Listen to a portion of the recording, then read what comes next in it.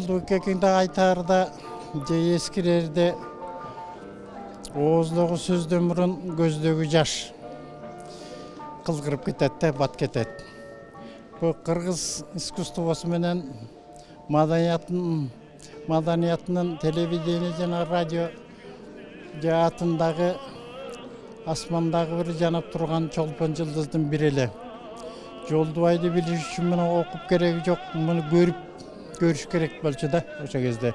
Жолдукеңдин үйүндө 290337 деген үйүнүн телефону бар болчу. Үйүнүн телефону ушундай эле да. Ошого чалышып турчубуз. Эми ошол телефон өзүнүн тагдырына кийин туш келип калды да. 29 март 3-ай 37 жаш. Ошондой келип калды да балага.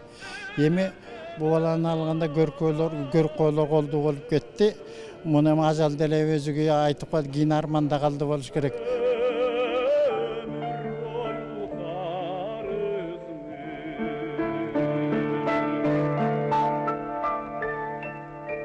Бүгүнкү биздин эскерүүбүз ушул Жолдубай Кайыповдун өмүрүнө, чыгармачылык өнөрүнө арналмакчы.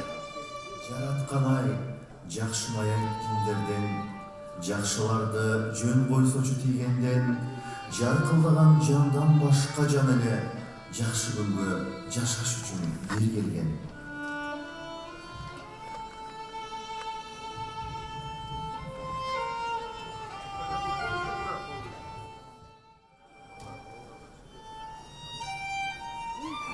Гүлдөй жардын төкчүле, жалгыз гана күн алоолук кечкисин жаңы күштүн тоолоруна чөкчүле.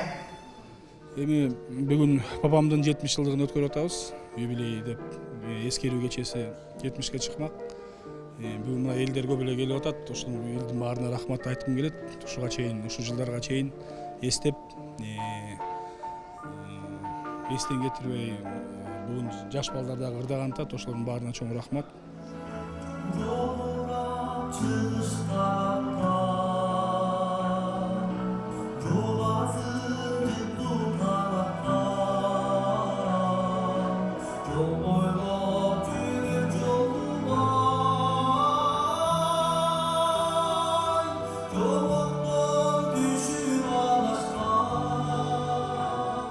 Папамдын аябай сыйлачумун, жакшы көрчүмүн. Жайлоодо чогуу көп болдук. Бизде бир жакшынакай бир жерибиз бар, Жакшына деген. Ошол жакта балык кармачубуз.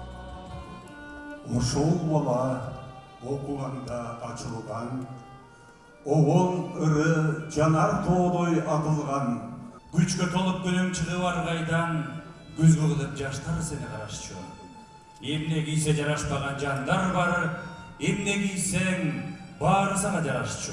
Бир гана арманым бар, бу ореке жыл өткөн сайын, мезгил өткөн сайын мана 33 жыл болупту эмеден дүйнөдөн кайтканына. Азыркы жаш муундар билбей калды муну. Ким дейт Жолдосуң? Муну эмес Ленинди билбей калды. Айтматты композитор деп жүрүшөт. Ансаганда муну билиш үчүн Жолдубайды көрүү гана керек болчу. Экрандан гана көрүү керек болчу.